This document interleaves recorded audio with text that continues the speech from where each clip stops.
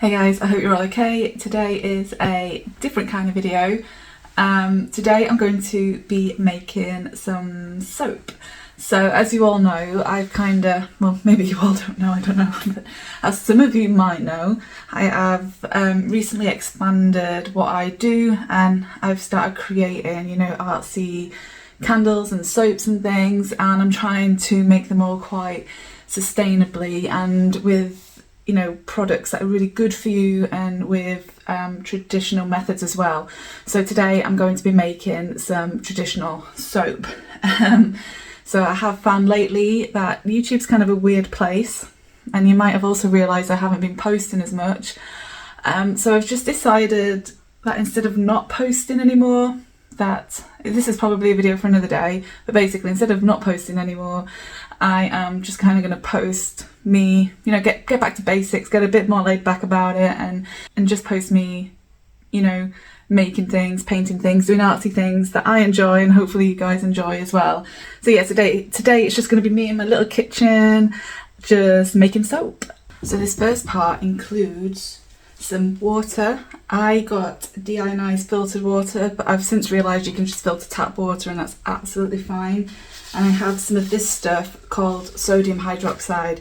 So this is caustic soda, and initially when you blend these, you'll see that it will start to fume. You need to make sure that your eyes are covered, you're wearing goggles and you're wearing gloves, and none of it gets on your skin, because it is very irritable and burny to start with, and it stays that way for a day or two until that reaction's taken place where it combines with the oils in the soap to then make soap. But this, in its initial form with water, is very corrosive to the skin, so make sure you're wearing goggles and gloves for this part.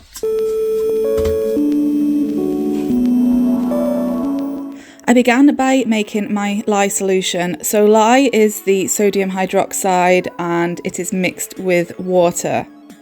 My solution contained 259 grams of water and 139 grams of lye. However, I am going to be making two different colours with this soap.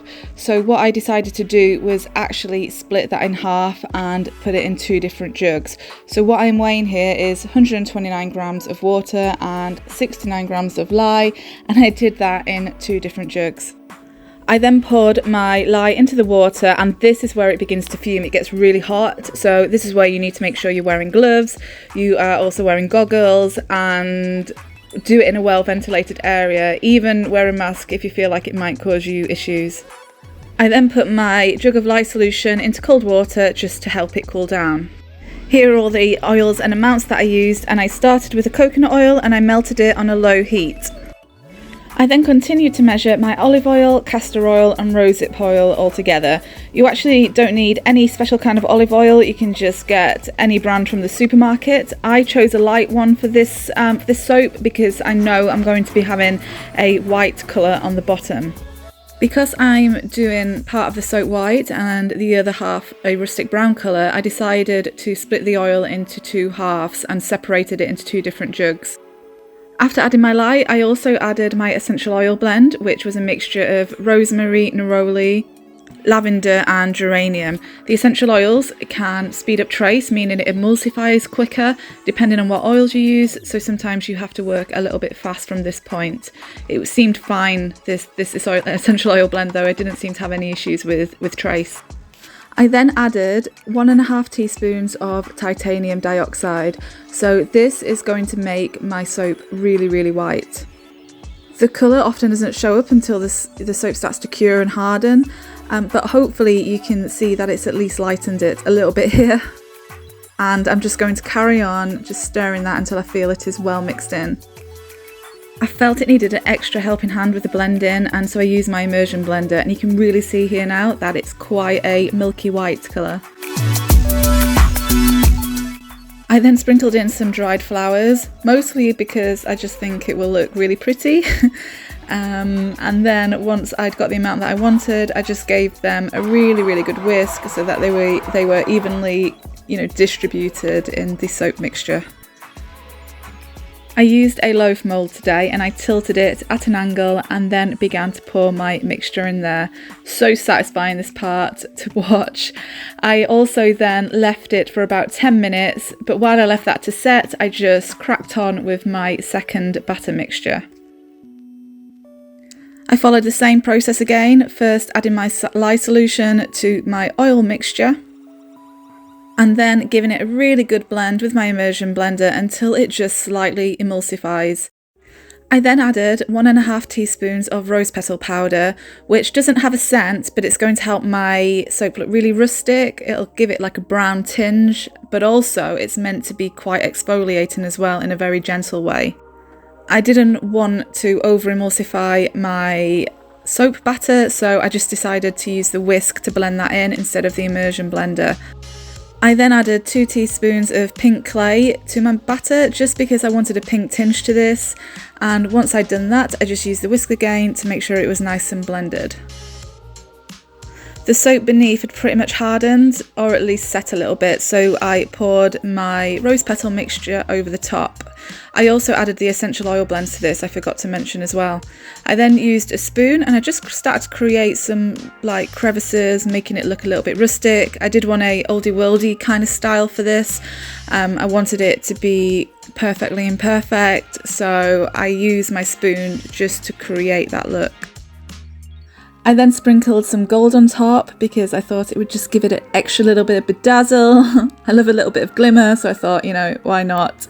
It is from an eco brand, so this gold is sustainable, and I was happy with that.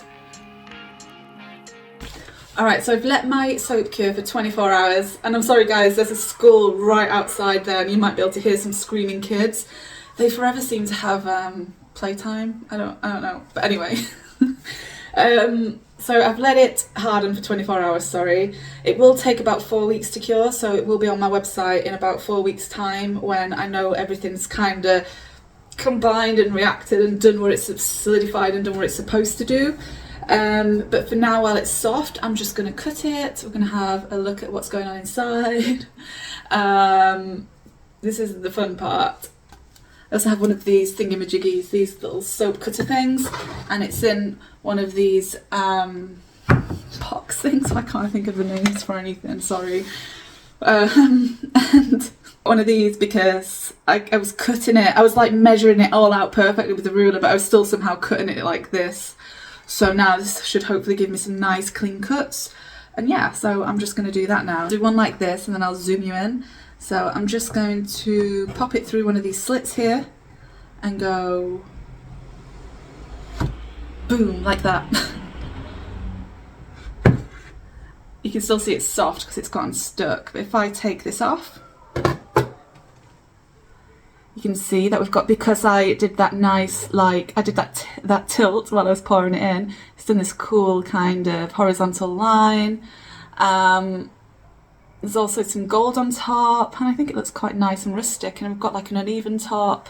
Yeah, I just realised I left my boyfriend's Christmas present on here, so I was just about to wrap it, so hopefully he's not watching.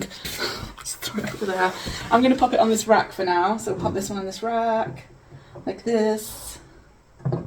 It's very soft, so it definitely needs to harden up. And then we'll just do another.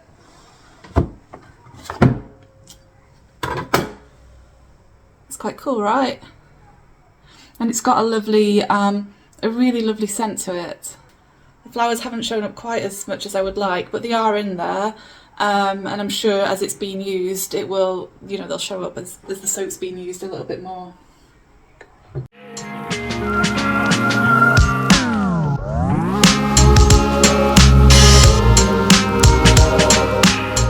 Also, I forgot to mention that with the spares, with the spare batter, I just use this mould. It's a bit messy, but I use this mould just for any extra batter that I had, and I've just got another extra little block there, so I could maybe put that up on my website as a cheaper extra option, or I could like maybe use it myself. Like, I've actually started using these soaps as body wash as well as just like hand soap, because they're just so oily and good, you know, and they make my skin feel great, and they've got essential oils in and smell great. So yeah, I might just use one of these for myself. It looks kind of like a chocolate loaf or something. You know, like you get like chocolate loaves with icing on top, like marzipan. But yeah, hope you enjoy this video, guys. It's a little bit different, but I enjoyed it. This is a really new thing for me to start doing, but I'm just gonna, in true style to how my videos are, I'm just gonna show you a few photos now. Take care, bye!